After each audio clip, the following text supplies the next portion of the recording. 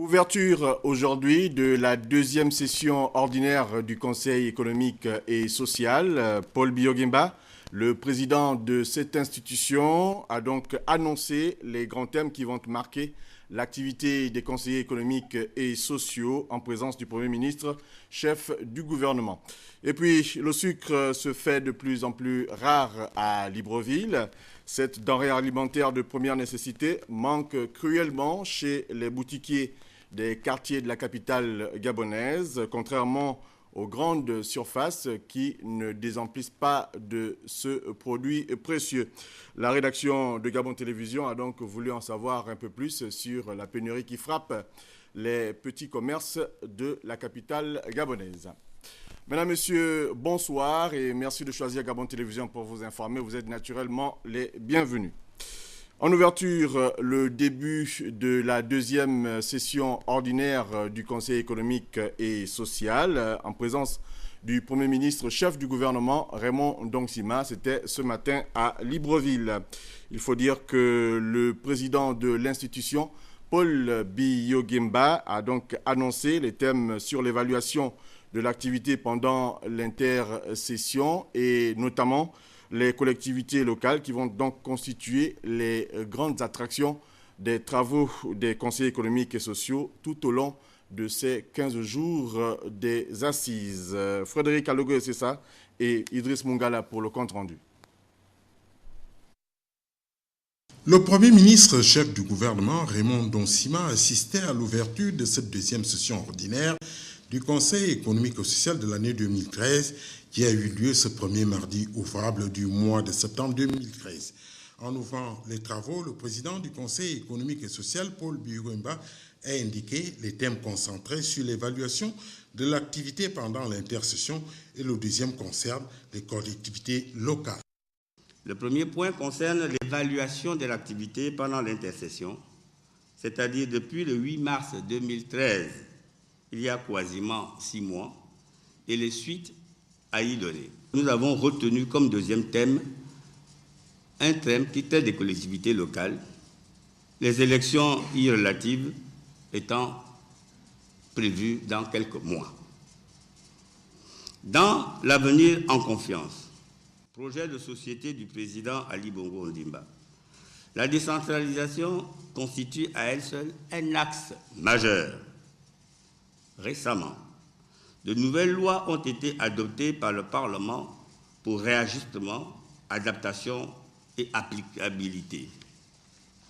Hier, lors de l'ouverture de l'Assemblée nationale, le président de l'institution a indiqué que l'une des lois sur la décentralisation était en relecture, ce qui veut dire que des amendements, certainement très importants, pourraient être apportés au dispositif législatif de la décentralisation prévue actuellement.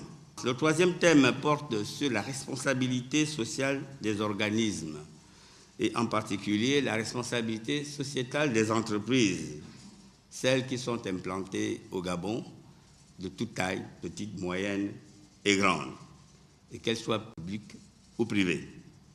L'entreprise est un agent économique majeur de la société qu'il faut à tout instant promouvoir, encadrer, protéger.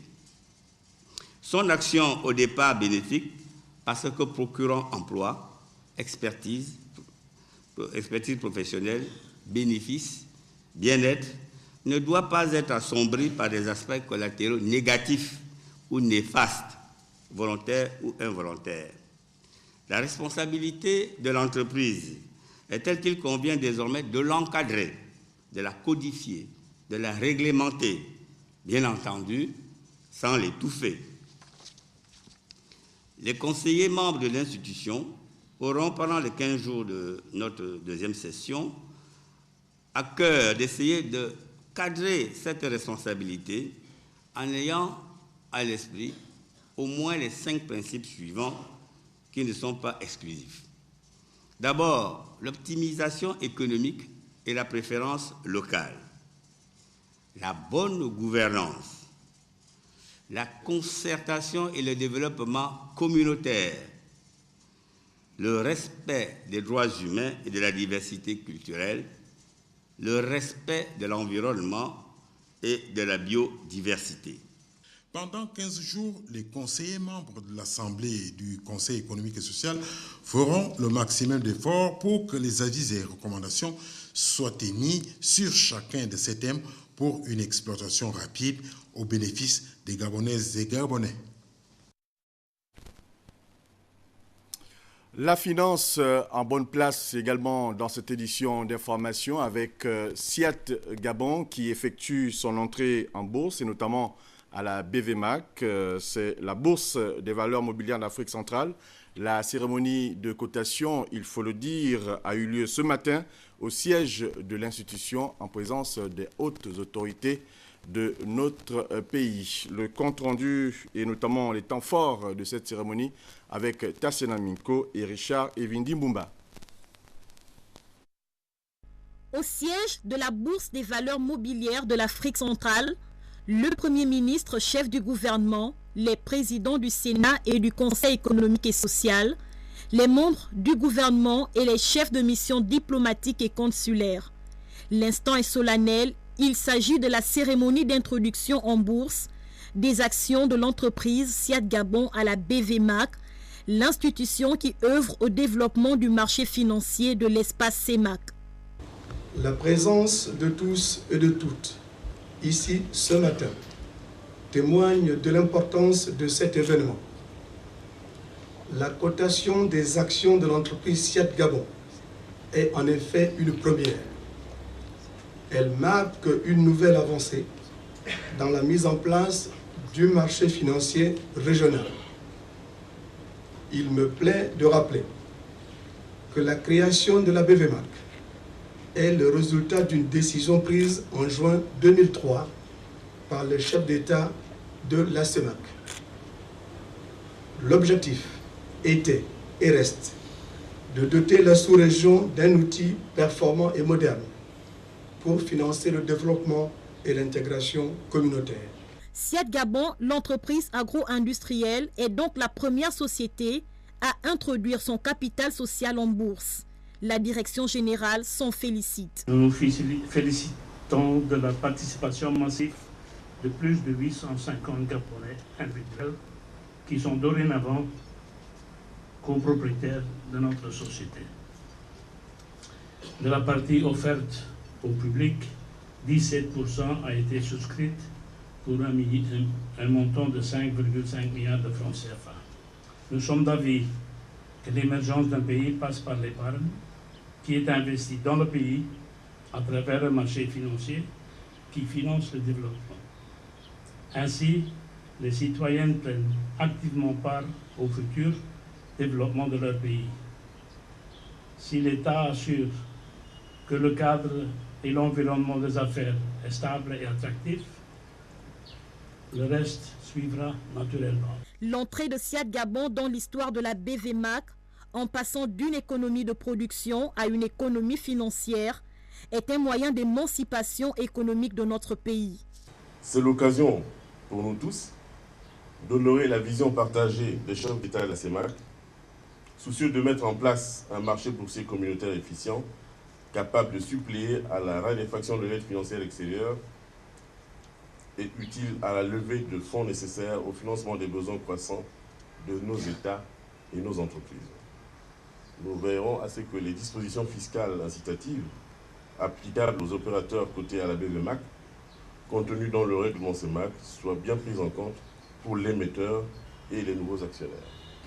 Je voudrais terminer mon propos en répétant un vœu, celui de voir d'autres entreprises suivre l'exemple de SIAT Gabon pour saisir les opportunités que leur offre cet instrument de financement mis à leur disposition et donner ainsi plus de vie à notre marché financier. La cérémonie a débouché sur l'ouverture officielle du compartiment actions et cotations et par la présentation des résultats techniques par le directeur général de la BVMAC, Pascal Ouani Ambouroué. Vous l'avez constaté dans le reportage qui a précédé, le Premier ministre, chef du gouvernement, a rehaussé de sa présence la cérémonie de cotation de SIAT Gabon Raymond Ndongsima a d'ailleurs exprimé toute sa satisfaction à cette politique d'intégration favorable à l'émergence du pilier Gabon vert. Amélie Blanche Mbougou et Issima, Richard Evini Bumba. Je me battrai pour que la BVMAC devienne le moteur de l'intégration régionale et du développement des économies de la zone CEMAC. Les mots sont du président Omar Bongo Ondimba à la création de la Bourse des valeurs mobilières d'Afrique centrale. Le marché financier régional est né de la volonté de leurs excellences, Monsieur le chef d'État de la CEMAC. Suite au constat que la situation du système bancaire de la CEMAC dans les années 80, marquée par une crise d'envergure, ne permettait plus ce seul secteur de financer nos économies du fait de l'assèchement de la liquidité et de la fragilité de la solvabilité. Ce marché des capitaux de la CEMAC, dont le siège est situé à Libreville, en République gabonaise, est supervisé et régulé par la Commission de surveillance du marché financier de l'Afrique centrale, COJUMAF, qui est une institution spécialisée de l'Union monétaire de l'Afrique centrale que j'ai l'honneur de présider. La COJUMAF est l'autorité de tutelle, de régulation et de contrôle du marché financier de l'Afrique centrale. Elle a pour mission de veiller à la protection de l'épargne investie en valeurs mobilières. Ce parcours de 10 ans est aussi marqué par l'acte solennel posé par la société SIAT Gabon qui a décidé de rentrer dans l'histoire de la BVMAC. Cela a été rappelé, nous n'avons pas de culture boursière et beaucoup de gens jusqu'à présent peut-être préféraient garder leurs avoirs, soit sur les comptes d'épargne, soit même en dehors de la zone, en dépit de la réglementation, n'est-ce pas, qui prévoit que les avoirs devraient rester dans notre zone. Je crois que c'est une excellente chose et nous devons féliciter l'entreprise SIAT de donner un signal fort permettant à toutes les entreprises qui sont non seulement sur le territoire gabonais, mais à l'intérieur de notre zone CEMAC, de comprendre que le moment est venu de s'ouvrir un peu sur le marché et d'attirer, de chercher à mobiliser les ressources qui sont disponibles et qui sont à l'intérieur de notre zone. J'espère que d'autres entreprises, après SIAT, suivront maintenant l'exemple et donneront aux uns aux autres l'opportunité de se sentir un peu plus impliqués dans la vie de notre économie. La vulgarisation de la culture boursière par la formation et les événementiels seront des relais de croissance indispensables au succès de la BVMAC. Nous vous l'annoncions en titre, difficile en ce moment de trouver du sucre dans les boutiques des quartiers de la capitale gabonaise. Cette denrée alimentaire de première nécessité manque cruellement chez ces boutiquiers. Il faut dire que contrairement à ces derniers, le sucre, lui, ne manque pas du tout dans les grandes surfaces de la place. Et justement, la rédaction de Gabon Télévision a voulu en savoir un peu plus sur cette pénurie qui frappe les petits commerces de Libreville. Le constat est fait ici par Yvette Okosa et Sandrine Vandji. Depuis plusieurs mois déjà, les populations de Libreville sont confrontées à un problème de pénurie de sucre. En effet, celles-ci sont obligées de remuer ciel et terre afin de se procurer un paquet de sucre. Nous nous posons la question de savoir quelles sont les causes de ce problème. Est-ce la société SUCAF qui est devenue incapable de satisfaire la demande de certaines de ces populations, vu que dans les grandes surfaces, le sucre y est, tandis que les détaillants ne possèdent quasiment pas de sucre, du moins ceux qui en possèdent ont dû user de malice pour l'avoir. On court un peu partout, tu pars faire ta commande, on te dit qu'il n'y a pas le sucre, tu pars ailleurs, on te dit qu'il n'y a pas le sucre. Souvent tu trouves un frère qui en a 2 cartons, il te donne un, on se débrouille pour gagner le sucre. Nous avons 4 Maliens ici, mais vraiment, nous pensons que non, il y a un manque de sucre. Vraiment, c'est vraiment désolant. Cette difficulté d'approvisionnement en sucre laisse les détaillants dans une situation d'impasse face à leurs nombreux clients.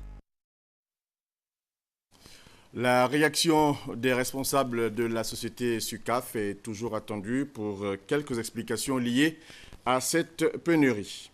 Dur également aujourd'hui d'accompagner les défunts vers leur dernière demeure à Libreville.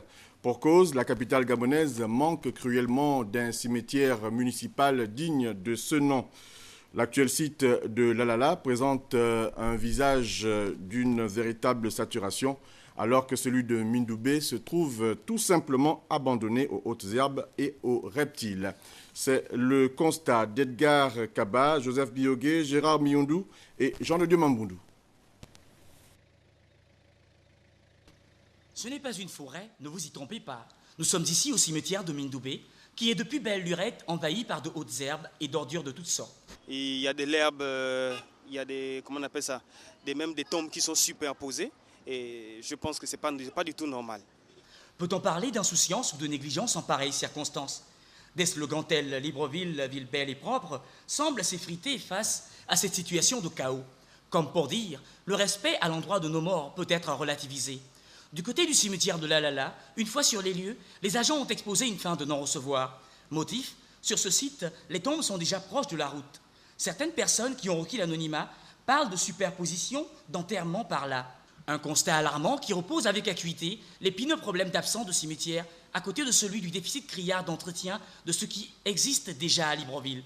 Il est de mémoire que les autorités compétentes parlaient dans un passé récent de nombreux sites pouvant faire office de sépulcre. Mais 2 ans après, il n'en est rien. D'Estuaire a suffisamment de la forêt parce qu'il y a déjà, par exemple, des chantiers qui sont en plein centre forêt et tout ça. Si peut-être on peut s'attraper une petite partie pour aménager et qu'enfin on ait un nouveau cimetière. Pourtant, les sites ne manquent pas pour la construction de bons cimetières à Libreville.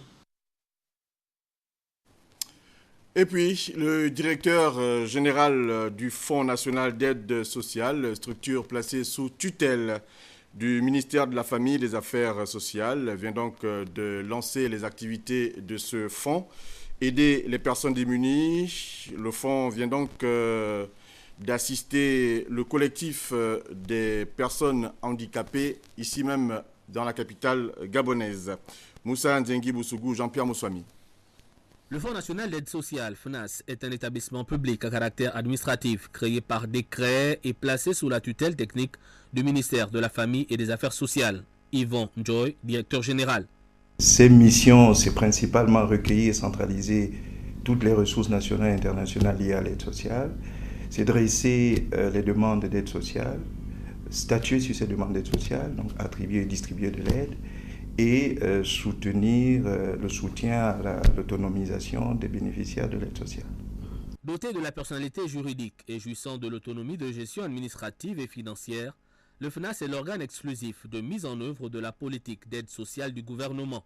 La mise en place du Fonds national d'aide sociale est une émanation de la politique sociale du chef de l'État, son Excellence Ali Bongo Ondimba, dans le cadre du plan stratégique Gabon émergent.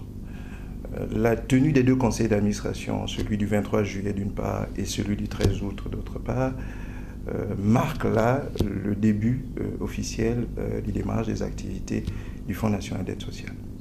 Sur le terrain, le FNAS vient de soutenir une famille lourdement éprouvée par un décès en prenant en charge toutes les dépenses liées aux obsèques et à l'enterrement. Fatou Mbachi Ginette, sœur de la défunte. L'aide que vous nous avez apportée nous a beaucoup vraiment secouru. L'aide avait été sollicitée par le collectif des personnes handicapées, Roméo Boissa, le porte-parole. On nous a fait comprendre effectivement qu'il y a un fonds d'aide qui est mis en place, n'est-ce pas, qui maintenant prend le relais des actions de ce genre. Et vraiment, nous avons salué cette initiative, déjà qui a été très facile pour nous, qui nous a permis de rentrer rapidement dans l'exécution de ce dossier. Donc c'est pour moi encore une occasion de saluer l'initiative du chef de l'État d'avoir mis en place ce fonds national d'aide. On est là effectivement pour, au-delà de la contribution financière, assister moralement la famille éprouvée. Le FNAS implique les communautés dans ses projets et ses actions afin qu'elles participent à leur développement et accèdent à une plus grande autonomie. Il cultive un environnement professionnel diversifié et accueillant dans lequel le travail et les différences individuelles sont valorisées. Enfin, il encourage l'usage des bonnes pratiques en matière de gouvernance, de qualité et de l'accueil et des prestations de gestion de l'aide sociale. On évoque à présent la page internationale de ce journal. Marie-Jo Moussavou Moudiroui sur ce plateau. Bonsoir Marie-Jo. Bonsoir Yves. On commence tout de suite avec les menaces du président syrien Bachar el-Assad, et cela contre la France, en cas donc de bombardement de son pays par la France. On parle de risque qui est d'ailleurs réel. C'est cela, Yves Gislami Toumba, selon nos confrères de France 24. Dans une interview au Figaro publiée hier, le président syrien a mis en garde les autorités françaises contre les conséquences d'une éventuelle action armée. Bachar al-Assad a été clair, il dit, je cite, « Si Paris intervient militairement en Syrie, il y aura des répercussions négatives sur les intérêts de la France. » Selon nombre d'experts, les représailles syriennes pourraient se traduire par des attentats contre des ambassades ou des ressortissants français au Moyen-Orient et plus particulièrement au Liban où résident 2000 Français et 20 000 bilatéraux, binationaux.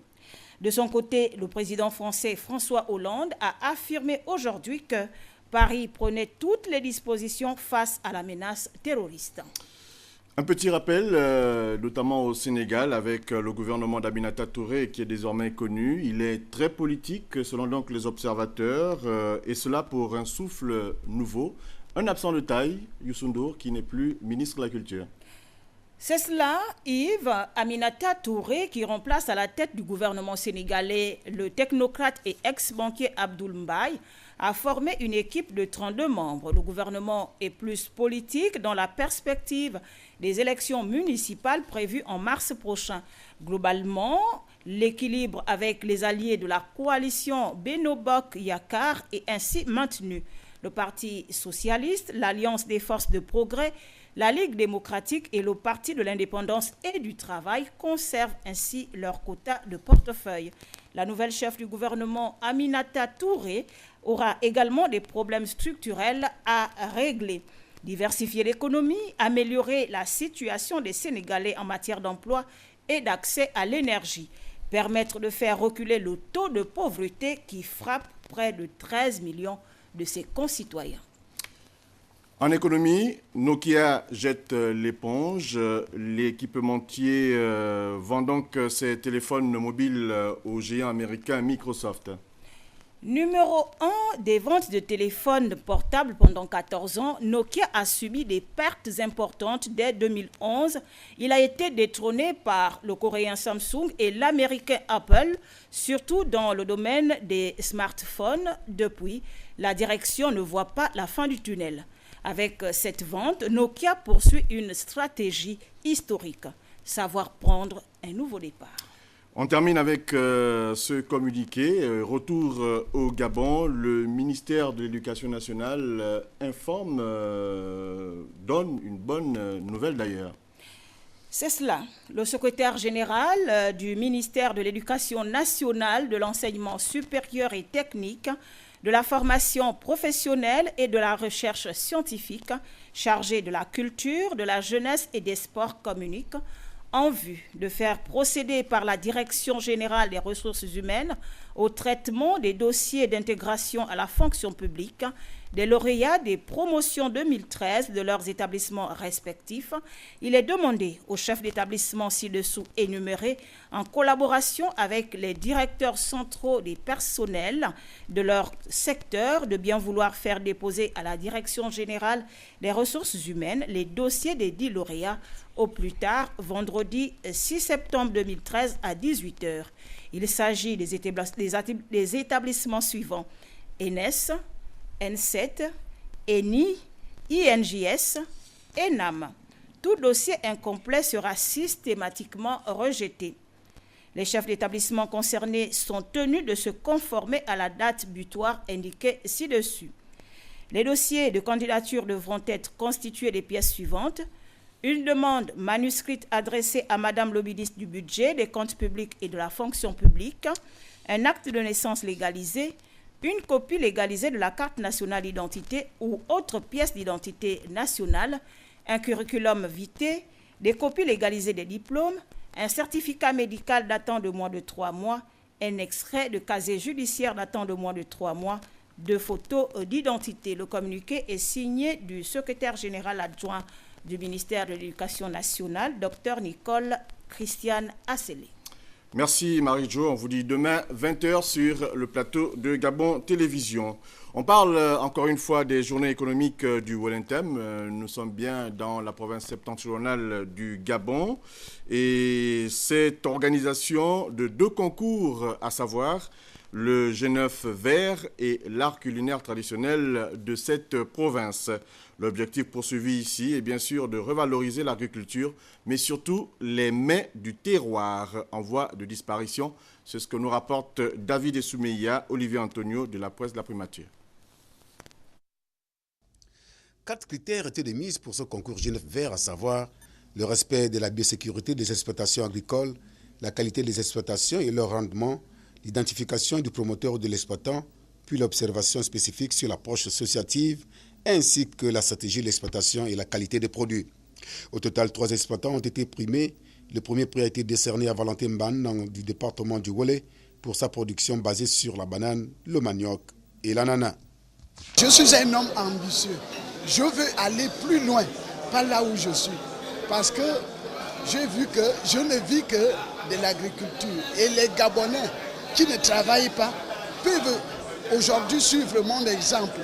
Le second concours, l'art culinaire traditionnel du Wellington. C'est Catherine Eyangazui de Locano qui a décroché la palme d'or pour la rareté des ingrédients utilisés et l'originalité de son plat, le poisson fumé en paquet ondo.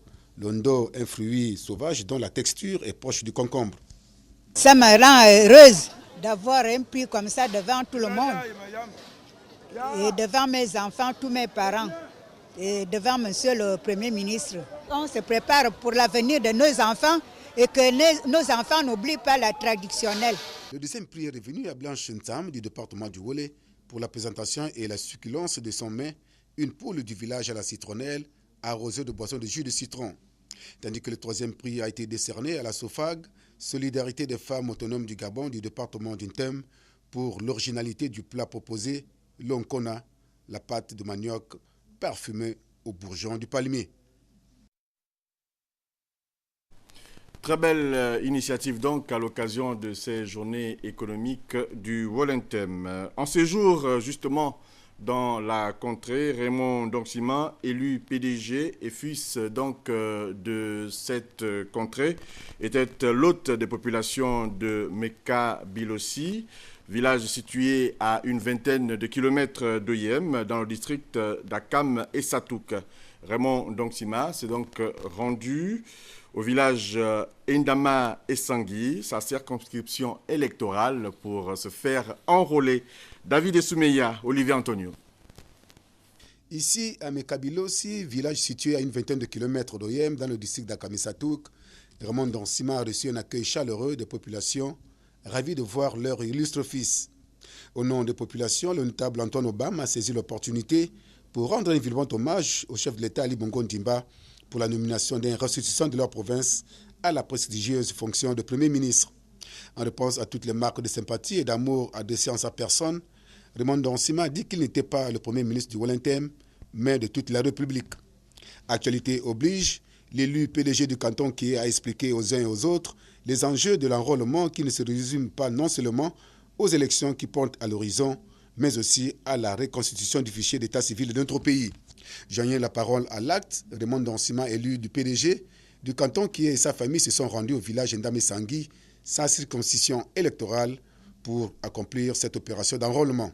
Tout le monde sait que le processus actuel est absolument important parce qu'il doit permettre à chacun de figurer sur le fichier d'état civil national et à l'occasion faciliter l'établissement des listes électorales qui vont permettre de gérer correctement les prochaines élections. Donc je crois que tout le monde aura à cœur de faire la même chose. Et ça se passe pas trop mal.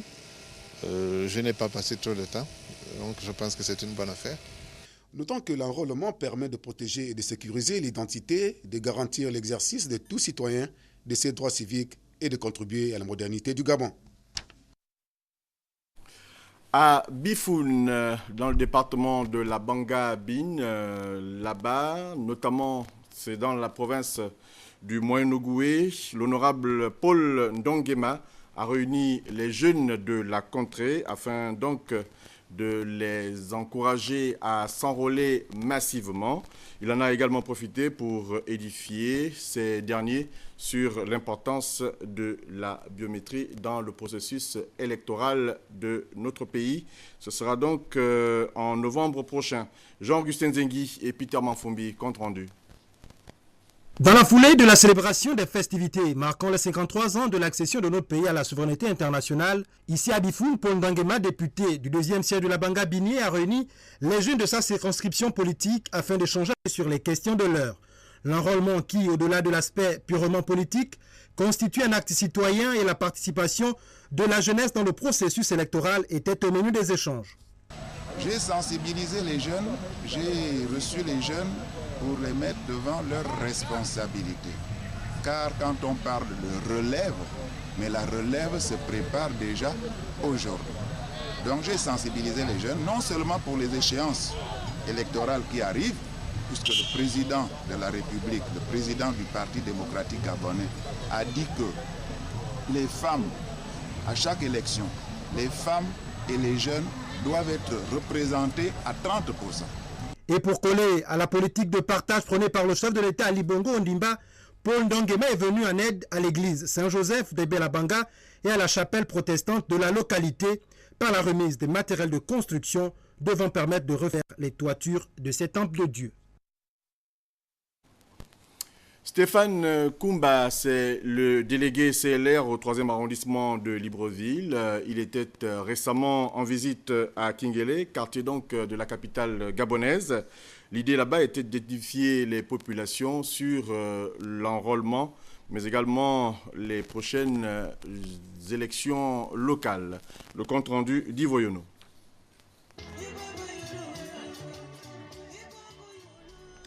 À Kingele, dans le 3e arrondissement de Libreville, les représentants du CLR appellent à la mobilisation en encourageant leurs militants à aller se faire enrôler.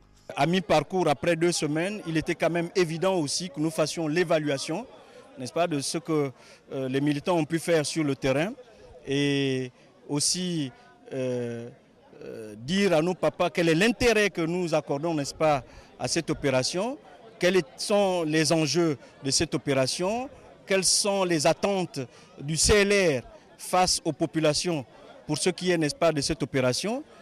Pour Koumba Zingi Stéphane, le temps presse, il faut agir.